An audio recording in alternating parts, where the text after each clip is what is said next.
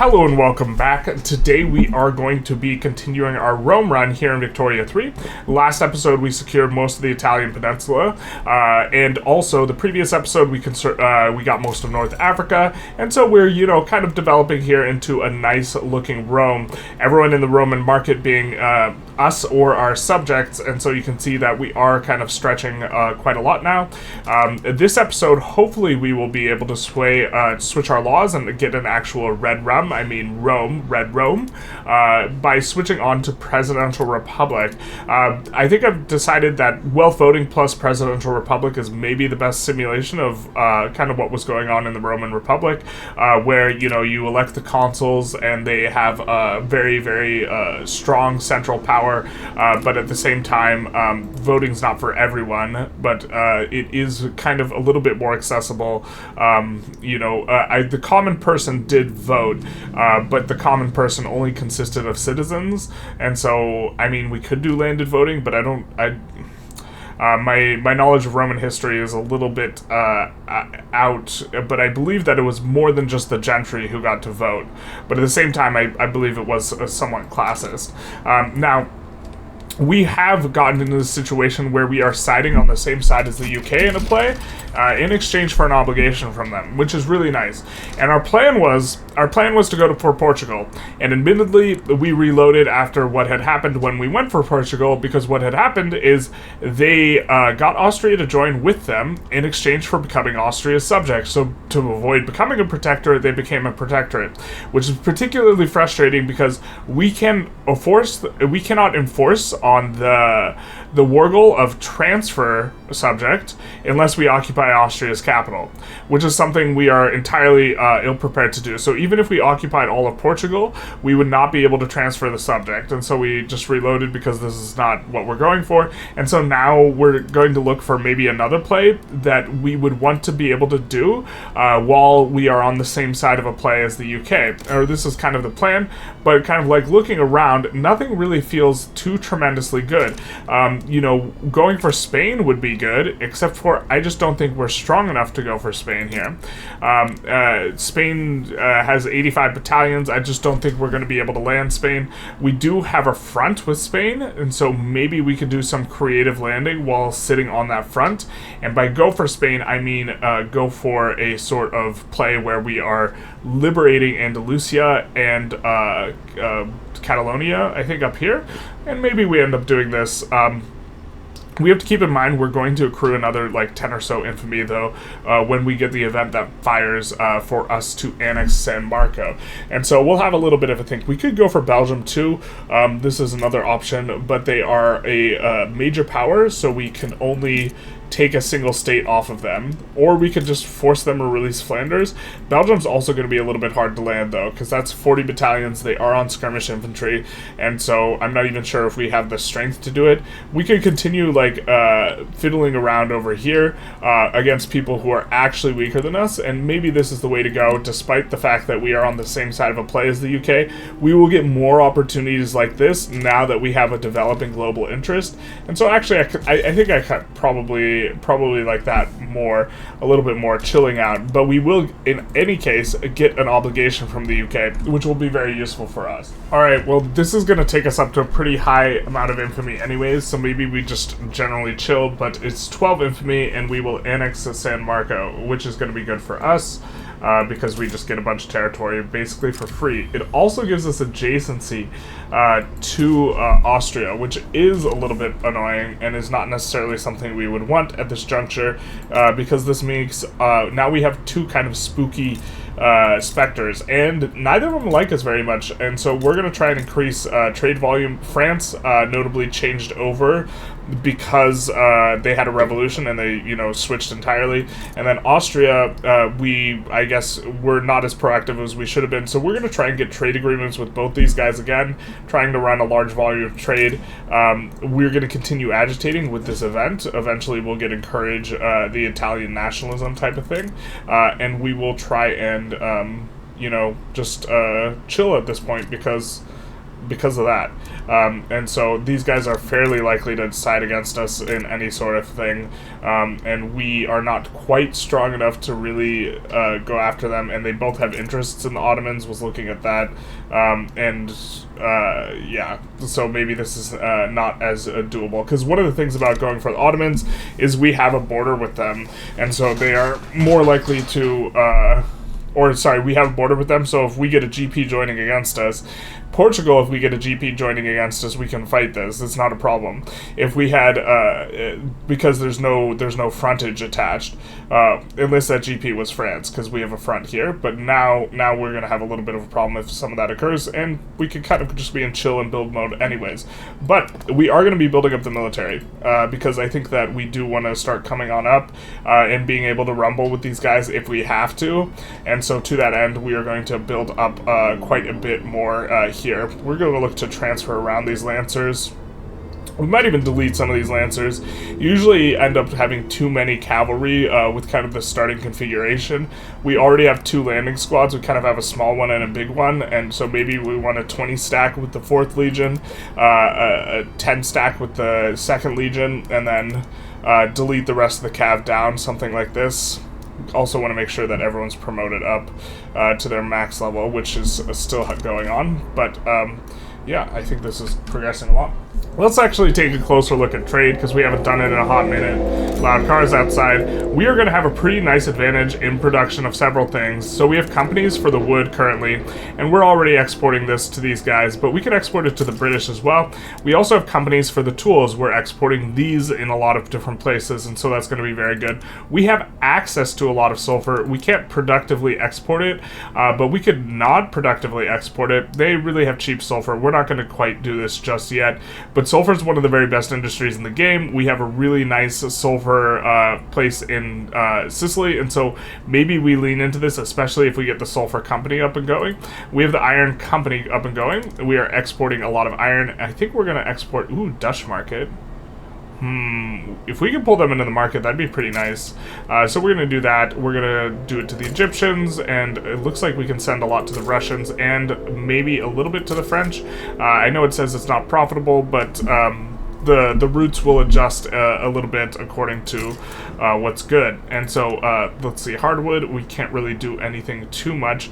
And then I think we wanted to look at one more, and that one more is we already put a route in for it, but fertilizer. I think we can produce fertilizer pretty well because we have really nice sulfur overall. And so I guess we're going to export this to the British market and the Austrian market if it's profitable. It just barely is, and maybe the Ottomans as well, something to this effect. And we are going to, we have a few sulfur places on auto expand, but we're going to get to be able to have very nice mapping these fertilizer places rather, because the fertilizer is produced here and then it's consumed here, and so it's going to be easier for us to produce like something like fertilizer than it would be steel, because we have we have a few places that have iron and coal, but we have a lot of places that have sulfur, and so we would like to be able to prop up the price. And as you can see, the price of sulfur is pretty depressed, and so if we make more fertilizer, we can prop up the price of sulfur, so we can build more of these sulfur plants. They're really, really good if the price is up, and so by exporting fertilizer, this enables us to do this. Also, we could export for explosives as well, so let's actually take a look. Everyone remembers when the Roman Empire exported explosives, except doesn't really look like we could do it that profitably, but we'll keep an eye on that. Maybe we'll start overbuilding explosives a little bit relative to what we think might be good. We have it in auto expand in a few places, but maybe we just need to let the construction do its thing for a bit. So I think what we're going to do here is we have full control of the cube, right? And we have a bunch of export routes for wood anyways. And so what I think we're going to do is we're just going to absolutely blast it in the outer space, and then we're going to get rid of our company. We're going to blast right now because, well, this infrastructure is going to be a little bit annoying when we drop it, but we're going to blast right now because we have this construction bonus. But once we've fully exhausted all the places we can build wood, which we're not that far off of doing that actual exhaustion, then we can't benefit from the construction anymore. And then I think we would prefer to be getting the sulfur and coal company, especially now that we have access to a decent chunk of coal. And so to that end, wait, are we researching a company? We're not researching a company right now. And so to that end, I think we're just going to put in a whole bunch of wood, which, as you can see, it's not that far off of us, you know, fully recognizing it. And this is also going to help us de-peasant pops really aggressively. You notice a lot of these places still have peasants. Now, there's going to be a few places without peasants. I think we'll just leave the wood unbuilt there in those places, because it's really not going to be the best industry for these anyways. And so I think we're going to put something like that in the queue, and it should clear out actually incredibly fast, because each one of these only costs 200 construction. And then once we kind of clear all this out, then we will look to swap, and hopefully our price is somewhat normalized. Well, actually, we have slightly expensive wood price, so we should have just been kind of doing this a little bit more aggressively anyways. But I was going to say, hopefully our price gets normalized by the bunch of trade routes we have kind of going on. I guess maybe part of the reason why it actually is expensive is because, yeah, so look at this. We have pretty big trade routes that could actually buoy up the price, but we hopefully won't collapse the price like this, because this is something you can do when you have control of 100% of the queue. You can collapse the price too much, you can let prices creep too high, this type of thing. The private queue really does a lot to kind of offset that, but so yeah, we'll be doing that. Also, shout out to our liquor import route, which has been, which is our largest route, and helps the SOL of our pops, because the lower rung pops are more responsive to getting cheaper goods, and they do consume quite a bit of liquor, so that's nice for us. The wood is just now starting to hit the queue. We did expand construction a little bit, which cleared out our investment pool, and so now we're deficit spending. I think 61k is a reasonable amount to be deficit spending here. We don't want to run it up too fast, but we do want to run it up a little bit, and you can see these things will be completing so fast. Just about every week we will be completing at least one logging camp, and so it'll take us a little while to clear out all of these, but once we clear out all of these, then we will be switching over. We also get the encourage Italian nationalism, which we very much want to do, because it will raise the unrest in Tyrol and Istria, and we are hoping that there is another revolution against Austria, and we can kind of diplomatically incorporate those guys too. But just watching this queue is just immensely satisfying with how little construction it costs us to, you know, complete these logging camps. They just absolutely blast super fast. Even in places where we have construction malices, it's 4 weeks. And so this is really because it's only 200 construction to begin with, but then we also have a company that's giving us like an additional 30% construction, and so this is going to allow us to just like very quickly get these through. We are maybe going to wait for the election before going for but I think post-election, we're almost certainly going to try and pass presidential republic a little again. This will radicalize the curia and the petite bourgeoisie, but not the civic nobility, which is going to be nice, because the civic nobility is mad about... In fact, maybe we could even do that now if it's just them. The problem is the curia will drop out of power here, like instantly.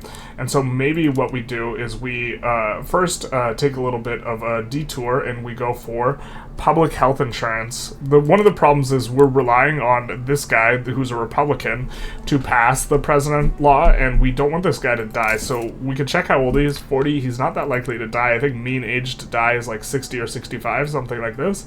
And so why don't we try public health insurance first, which will be a nice little detour and not that inflammatory, with the idea of after this going for the presidential republic. Also, the health insurance will be really nice. Now, we are going to have a bureaucracy problem, and so we might have to slow down on the wood for a hot second in order to solve this. Let's look and see if do we have any places with really low tax of capacity? Not especially. I mean, we have places that are kind of getting close. We're going to put a little bit there, and then we're going to look where has the littlest upkeep, which is probably going to be a lot of the places that are producing paper, and we're going to put in a little bit on them as well. Maybe we shouldn't put the one in on Sardinia, because we actually we're out of pops here. Sardinia is an excellent state. It has full mappy, but we really don't have that many pops here, and so it is a little bit unfortunate for trying to employ everything up all the way. This is going to slow down the wood, but I think this is fine. Also, I think this is a product of middle managers losing this. Maybe this guy has been made upset. and so we've lost a bonus here. But we'll see how the election turns out. It's looking pretty good for the church, because I guess they still have a lot of wealth. How do they have a lot of wealth? I mean, maybe the Industrialists win. We would kind of prefer the Industrialists to win, but if we have the church and the Industrialists in power, which we currently do, we should be getting quite a bit more clout, and so faster law passes will be really nice. Who's the red line? Yeah, that's the Free Trade Party. So we're probably going to get, you know, a combination of the church, the landowners, and the Industrialists, which doesn't, as far as the simulation of Rome, doesn't seem too bad. I think that we'll just do this. Guy disfavored in government. They're pulling ahead here. Alright, so we get our first election in, and we look very legitimate post-election. Is there a way to become even more legitimate? Nope, this is what we have to have in. Both of these parties got a lot of votes, and so now we're going to be kind of stuck in on these guys in particular. Also, France became an empire, and now they're belligerent. While they can't declare war on us right now, they are very, very likely to join place against us, so that is unfortunate. We're also finishing out the logging camps here. Now we have built logging camps. We're basically completely exhausted all the logging camps, and what will happen is we will, as our needs for wood increase, this will wind down the size of our trade routes, which have kind of increased over this period. And so this will be fine for us. We've already invested as much of the construction bonus of this company as possible, so we're actually going to disband here, and instead what we're going to do is we are going to establish the company for Roman Mineral Guild, and this will give us construction speed and throughput on our other mines, and so we will have the full mines. We will have, you know, iron, lead, coal, and sulfur, and then as well as tools. Kupas is a really, really strong company. Railway building throughput's a really strong modifier. And so now that we've kind of done all that, let's just double check and start playing infrastructure whack-a-mole, which you have to do quite a bit when you are playing with full control over the construction queue. We might even put auto expand on the railways in the capital.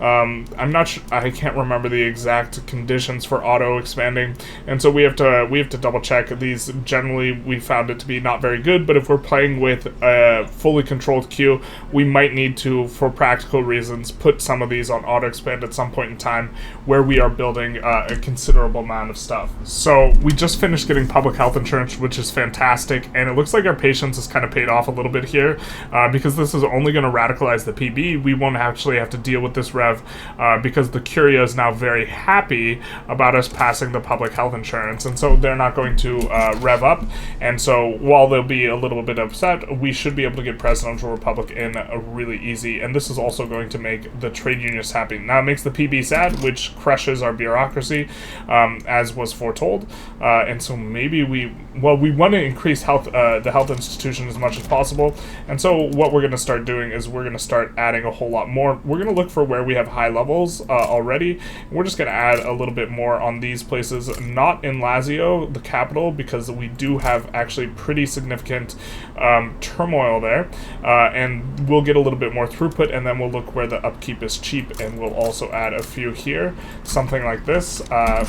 Seems like a good enough heuristic. We will probably be wanting to increase this quite a lot more than just what's there. That's also going to be nice for us, which was what we were researching actively, because we will be able to switch over to philosophy department. So our research speed should speed up a little bit. It's unfortunate we don't have access to rubber, really, so we're probably not going to go vulcanization very quick here, but we are planning on coming back into the production tech and doing dynamite into pump jacks. Just a reminder that, you know, all of our companies are very oriented towards mining. We are trying to export these ores more than normal. We will probably take another look at exporting. In fact, we could do that here, where every single one of these ores we are more than happy to export to someone else, just so we can build a higher density of these in our own market, and so even though some of these are getting used for construction goods, it's really not that big a deal. Just being able to export it will keep the prices up, which will allow the businesses to be profitable. How did this happen? I know some time ago we had all the import routes possible for dyes, and then we had cheap dyes, but we do have to play a little bit of whack-a-mole and keep an eye on these, because our auto queue will not sort out these types of problems, because we don't have an auto queue, we don't have a private queue, and so it looks like as we've developed a lot more interests and grown the size of our economy, we need to revisit all the agrarian stuff and putting it all on import. So we just did dyes, we did this, and so let's kind of come in and do a few more grain, although it's almost time for the, you know, League of Millers, or Roman Millers, I forget the name. Well, a true bread for true Romans. I think we have done, yeah, we've done the silk, and so just kind of cruising through. I know we have quite a few imports on this, but let's just do a few more. We don't want to build it ourselves, and so we will just make sure we get it in as much as we can. Fruit, we kind of don't want our pops to consume, but the reason you don't want your pops to consume fruit is because you don't want it developing in your auto queue, and the way that consumption works is like proportional to the amount you have of the good, and we don't have to worry about that. So we'll import a little bit of it, and so okay, this exacerbates the problem we have with some of the stuff. So why don't we look and kind of get rid of our worst trade routes, and so that'll be a little bit. Why don't we keep the ones we have with France? Yeah, France being belligerent is not it. There's it, and then there's not it, and France being belligerent. Unfortunately, we kind of really like a lot of these tools routes, but they are embargoing us, so why don't we just get rid of those as well? And we'll just keep some of the other routes, expecting them to kind of improve. But this belligerent thing, I'm super scared about this, and so one thing we are doing is we are expanding up the military. I think we're going to expand the size of this legion up to 80, and then we solve this problem like basically instantly. Okay. But I think we're going to expand this up to an 80 stack and kind of try and get to the point where we can fight them, because look at our GDP. It's basically the same, and I think we can outmaneuver them, and it's looking like they're going to want to fight us anyways, and so we might just try and lib Occitania or something like this. I'm not sure we can execute on the... they actually have a way bigger navy, I think. And so the real kind of break point where your flotillas really take off is when you get like the new tech, and so maybe we need to think about, you know, after something like dynamite, because we don't really need the steam donkeys for the labor saving. The dynamite's the more important one. Maybe we need to think about maybe even ahead of time going for ironclads, something like this. Ironclads, just straight up ironclads into monitor, something just very aggressive looking. We'll get to that when we get there, but also just kind of looking for, if they start a play and we can join at the same side as them, then we can avoid getting clapped by France via them asking for stuff. And one of the reasons they also want back Savoy, which is a place they have a claim on, and so this is part of why they are being belligerent towards us. In addition to this, I think when you become the French Empire, you are more aggressive about your borders, and so we're trying to be sensitive to that. Oh, France just expelled our diplomats. They are not messing about. This makes it really tempting for our next war to just be against France directly. They can't declare on us now, but they're just going to... Well, I don't know why they're... Wait, how did they... Oh, that's Austria. Yeah, they expelled our diplomats, so now they can declare war on us. That hurts. It hurts a lot. We're going to kick a lot of these barracks up to the front of the queue, with the understanding that we actually want the soldiers to recruit up in a timely fashion. And we are expecting France to declare war on us, and also for us to do okay in that war. Now, to be fair, we could secure an alliance with Great Britain right now by using our obligation, which is kind of tempting from the front of declaring on France before they declare on us, because we could form an alliance using the obligation and then call Great Britain, and while allies are kind of psychopathic, hopefully this would get us at least one war with Great Britain on our side, where Great Britain could dedicate a whole bunch of guys to the front. You know, they have an army power projection of a little over 9k, which does beat out France, and we could maybe liberate Occitania off the back of this. This is super tempting. I think at the very least we're going to wait for these barracks to recruit up, or at least construct, though. Okay, we decided to go for it. We allied Great Britain because we were like, hey, we will be able to get them in. We can't get them in with call ally. Bit awkward, but looks like we can sway them with liberate countries, and so we're super on board with liberating Algeria. We're gonna see what other people are willing to kind of join for. Like, for example, these guys are willing to join for a conquer state, which is going to cost more maneuvers for Alsace-Lorraine, but they would also be okay with liberate Brittany. We will check other people as well. Everyone who's swayable, we're not going to use them. But for example, War Goals, I'm surprised at how many people are on board with just like liberating a whole bunch of stuff. You know, us liberating Algeria will liberate all of this, and so we could do just Algeria, Brittany, and we could figure out some combination of Algeria, Brittany, and what is the, like, either Palestine or Israel. And so this would be, I think, kind of the way that we want to go on this. So the biggest, most important one is going to be Great Britain, who has the interest over here for liberating. And let's go liberate. And we will liberate. I'm not sure which one was on top, but to avoid any semblance of appearing to have a favorite, we're going to liberate the one on top. And the one on top is Israel. So we'll liberate Israel with the UK, and then we will also be pulling in, hopefully, someone to liberate Algeria here. War Goals, liberate country, Algeria for Spain. So we'll also liberate Algeria. And then we will also look to transfer these guys. And what Prussia is the next best country. They're wanting to liberate Brittany. We're on board with that. And so this is just the quartering, really, and we have a little bit of obligations left, but liberate Occitania was our primary demand. Liberate Israel, liberate Algeria, liberate Brittany, and so they should be concerned. They should be real concerned. And then we'll go for, we rivaled them so we could humiliate them, but it's looking like it's not going to matter too much because we don't have enough maneuvers for that. But instead we'll go for some French war reparations, which will be pretty nice for us. And so we have here a very, very worried France, as well they should be, because I really don't think Pops in Rome become more loyalist. Is this Rome the state or Rome the power? I think we're going to choose the loyalists here, especially because in Rome the state, or Lazio, we do have some turmoil from some radicals, and so I guess maybe we should have chosen the enactment chance. But this war is going to be a big one.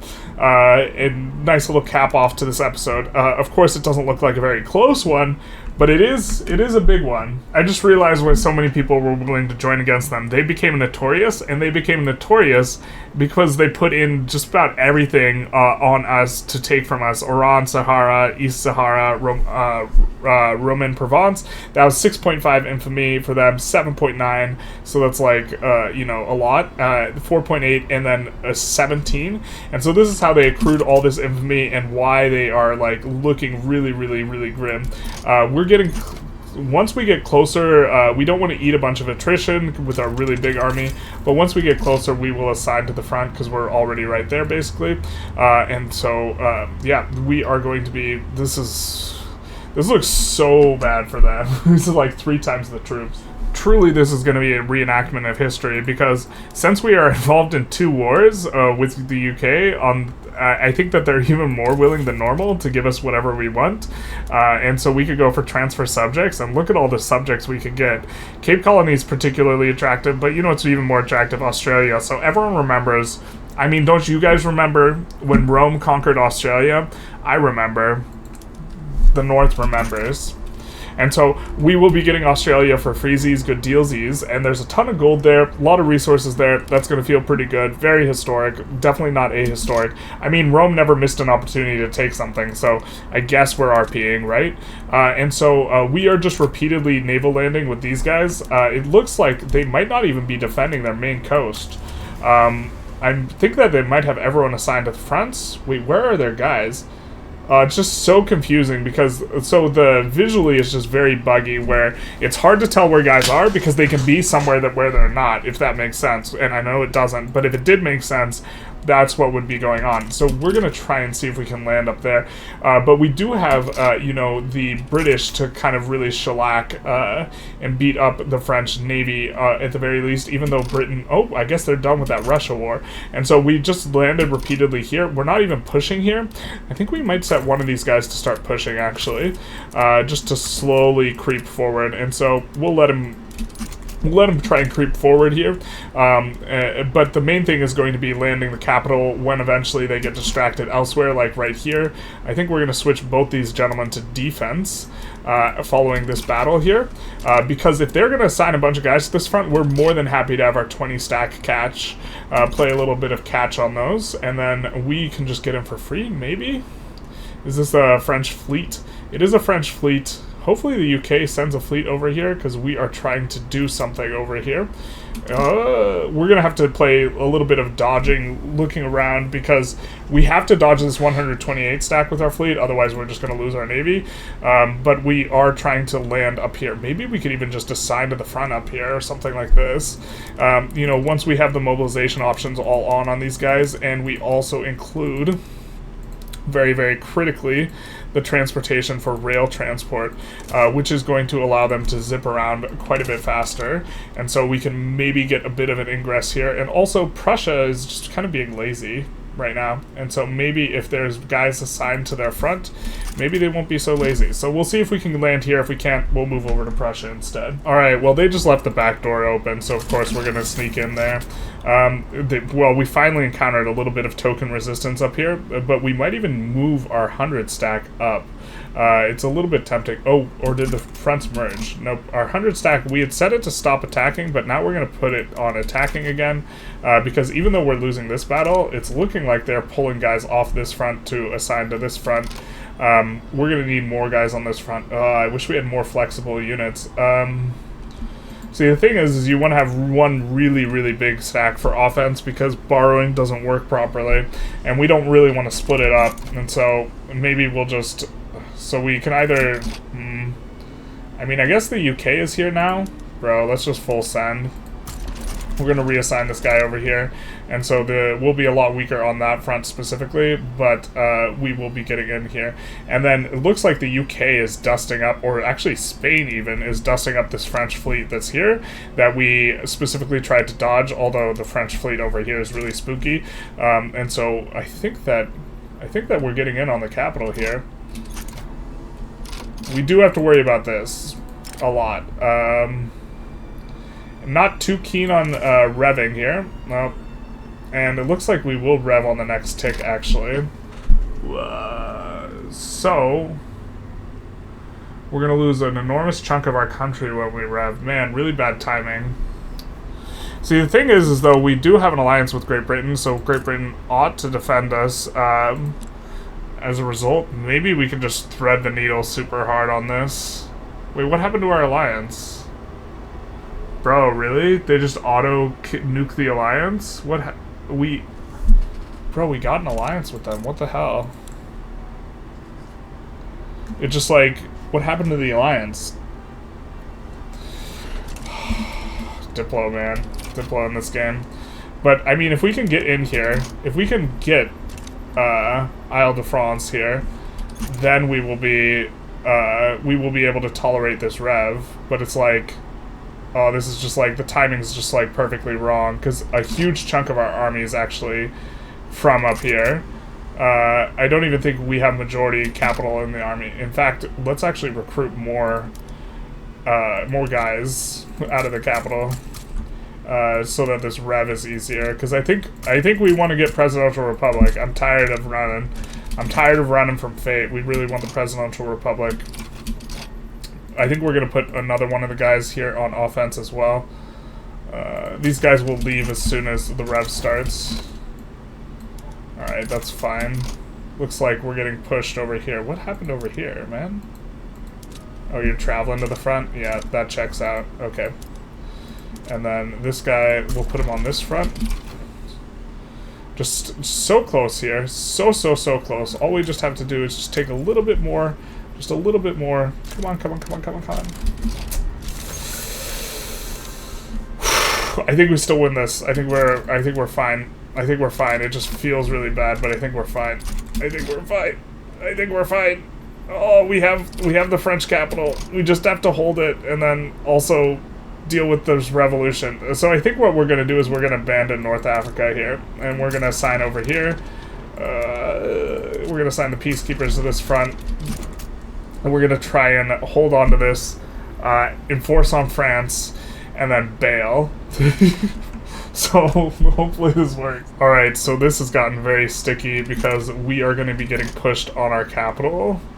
And we haven't finished up this other war yet, but we're going to push them really, really quick, and so maybe we can get them to be occupied in the rear before we manage to get occupied ourselves, because we're going to be pushing this way as the Rev is trying to push this way. But I think that we do, well, maybe we don't even need to keep this 57 stack, to be fair. Maybe we don't need it at this point.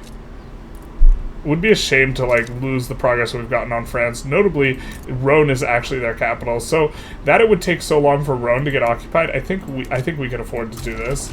I don't think this 91 is really coming from us as much as it is the unholy alliance of everyone hates France, which is, you know, all these guys, namely Spain, Prussia, us, and the UK. And so maybe we pull off and look to handle this revolution that was sparked because they didn't want the red Rome, they wanted the white Rome. And, you know, that's just poor taste here. And so looks like we're going to be getting it. Syria wants a defense pact, we'll say no, but we're about ready to enforce here. I do think we have some of our territory occupied, but not all this, so they can't enforce on us. And they're at minus 19, so it's about to happen. France is about to get the shellacking. The business, if you will, as we are, looks like we're handling this revolution actually a lot easier than I thought it was going to be, because they were fairly big, and our allies would be, we knew we wouldn't have, like, our subjects helping us out in the Rev as much, because they would be busy with the French war, and now they're willing to accept, so propose peace deal, let's go, baby. Look at that, the liberation of Occitania. Now, to be fair, Occitania normally has Rhone, but they do not because that is the current French capital, and so that's not as nice as normal. But this gets libbed, Algeria gets libbed, so that will be easy for us to kind of pick up, to clean up the borders there. And also Israel gets libbed, and so it's going to be easy for us to, you know, go after all of this and kind of secure nice, clean Mare Nostrum type borders, which is very much the goal of the run. And, you know, it's actually looking pretty good for us securing a full Mare Nostrum. That is all of the coastline of Mediterranean Sea, excluding the Black Sea. I don't think we need to include the Black Sea because it's a different sea. And so we're in really, really good shape. All we need to do now is pass Presidential Republic. So I wanted to kind of get to the point where we could pass Presidential Republic, but this episode's getting pretty long, so I think we're going to conclude it here, because we don't even know how well this is going to go for finishing off the Presidential Republic. Almost certainly we will be restoring the Roman Republic next episode. We also have this little bit of a cliffhanger in that we can ask for kind of a lot from Prussia, or Prussia's willing to give us a lot of different war goals, and so we could maybe release Croatia from Austria. I'm not sure if we should do this or if we should just let our soldiers kind of regroup. We just kind of fought two biggish wars, and if you take a look, it's not like we have a lot of troops left. Even though the battalions say we have a lot of guys, we don't actually have a lot of guys, and so maybe we just want to be in chill mode. But the big thing that happened this episode was the absolute dismantling of the French Empire right here, which is going to be good for us because we needed Occitania to be free to try and get kind of all the coastline, and Occitania is free now, and so that's gonna help out a lot. Just if we click on, you know, kind of the market map mode, we can see that we are in pretty good shape here. Egypt is subjugatable. You know, we do need to go for Israel here, and probably Syria to get a nicer looking border, but then it's just a matter of breaking up the Ottomans, grabbing their stuff, breaking up Austria enough to grab, you know, Croatia and Istria and this type of stuff, and then going for Iberia and Occitania, and then we will have the full Mare Nostrum here. And so, you know, it's looking pretty good, really kind of popping off the back of, you know, free integrating, or not free, just like very low infamy integrating diplomatically all of the people on the Italian peninsula. And so now we can kind of develop in that way. we have some research coming up that's going to be useful in the sense that we are all minds basically in our economy, and so this is going to help out. Ooh, let's turn that off. Don't want to be running shortages. Anyways, I hope you enjoyed this episode. If you did, please feel free to like, comment, subscribe, do the YouTube algorithm thing, and have a nice day.